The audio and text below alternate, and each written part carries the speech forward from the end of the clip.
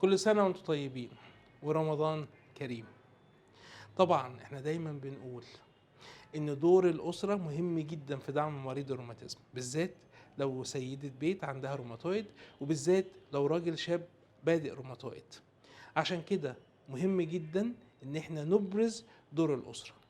اولا زي ما في خلوة مع الله في خلطة مع الناس، والرسول عليه الصلاة والسلام بيقول لنا خيركم من جالس وآنس.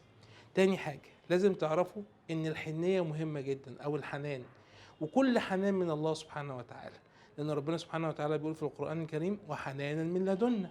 وبالتالي انك تبقى حنين على اللي حواليك دي حاجة مهمة جدا.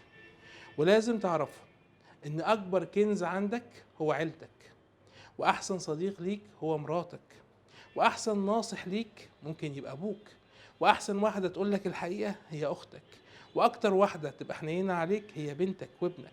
عشان كده العيلة مهمة جدا. ما تخليش الدنيا اللي احنا فيها تشغلنا عن اهمية العيلة، وساعدوا المرضى قرايبكم وحبايبكم، عشان ده مصلحة للجميع. ودمتم سالمين.